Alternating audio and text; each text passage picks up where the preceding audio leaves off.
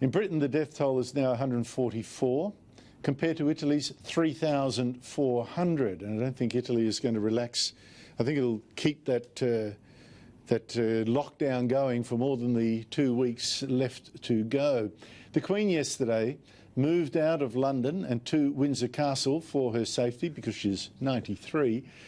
But the government there has so far resisted a lockdown. It hasn't even banned large gatherings yet, nor has it closed its borders to non-residents as Australia has.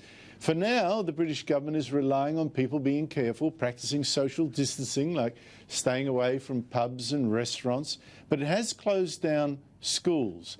Prime Minister Boris Johnson yesterday sounded optimistic that this could be enough.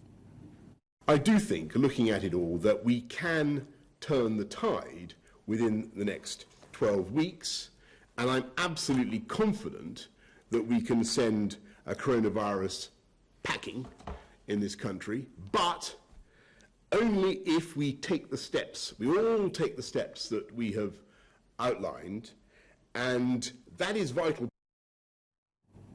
Joining me from London is Britain's sharpest political commentator, Brendan O'Neill from the online publication Spiked. Brendan, it's great to see you again. Why has Britain taken what seems a very different approach?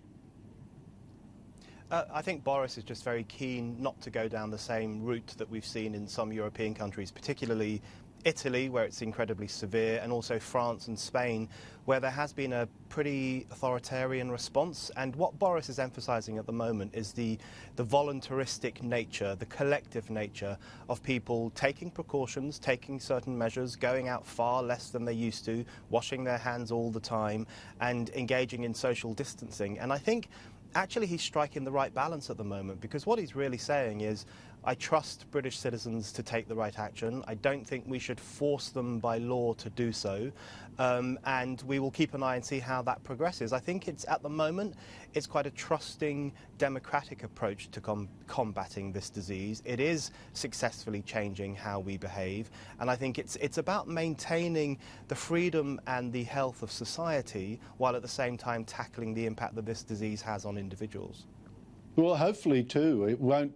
It'll save your economy from getting quite the absolute belting that ours is getting. I know you're suffering, but are you suffering as much as the Australian economy seems to be at the moment?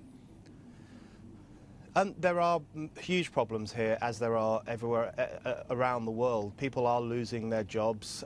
Businesses look like they will go under. People are suffering economically, which is why Rishi Sunak, our Chancellor of the Exchequer, is unveiling all sorts of programs to help businesses and to help individuals to get through this period. But I think one of my main concerns at the moment is there is, amongst the media class in particular in this country, there is a huge amount of Boris bashing. There's a huge amount of whining and moaning about the approach that the government is taking, which I think is incredibly unhelpful. And a lot of people are putting a huge amount of pressure on Boris to shut down the whole of society, to close public transport, to force every single pub and restaurant to close, whether they like it or not.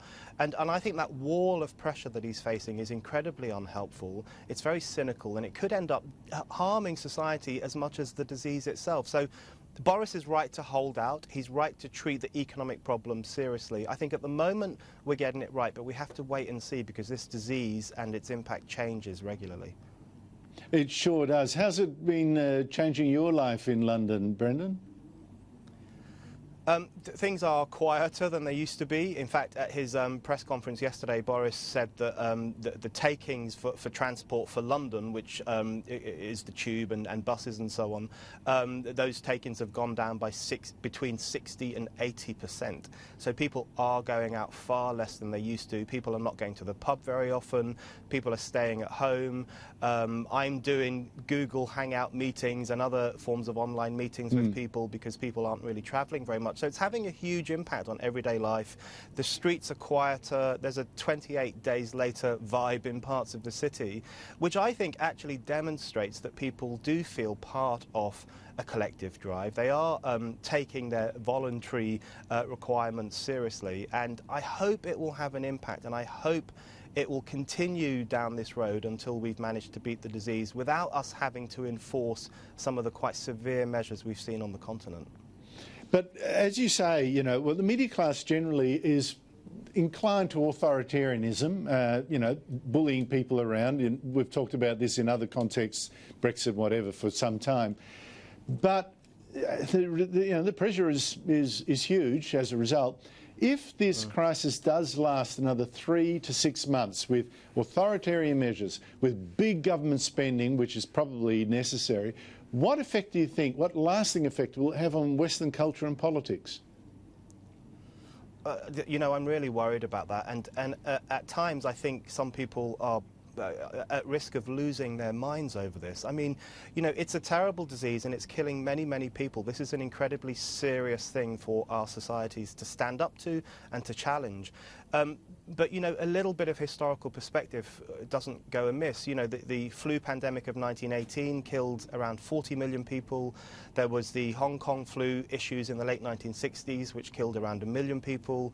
Tuberculosis kills hundreds of thousands of people every year. And, you know, we didn't shut down society in response to those things. We didn't close our borders. We didn't bring the economy to a standstill. I think we have to be really, really careful that at the same time as we are tackling this disease and saving people's lives, we don't end up instituting measures that will be more harmful in the long term than the disease itself. And I think it will take a long time for culture, society and the economy to recover from this. And we have to ensure that it isn't our overreaction and possibly sometimes hysteria which has the real detrimental impact. So it's a fine balance and we've got to make sure we get it right. I think you're so spot on there, really spot on. But this is the risk-averse culture meeting a challenge, and I'm not completely sure that we've kept our heads on this one, but we shall see. I think we're all going to we won't know until it all blows over or not. Brendan O'Neill, thank you so much indeed for your time. Thanks, Andrew.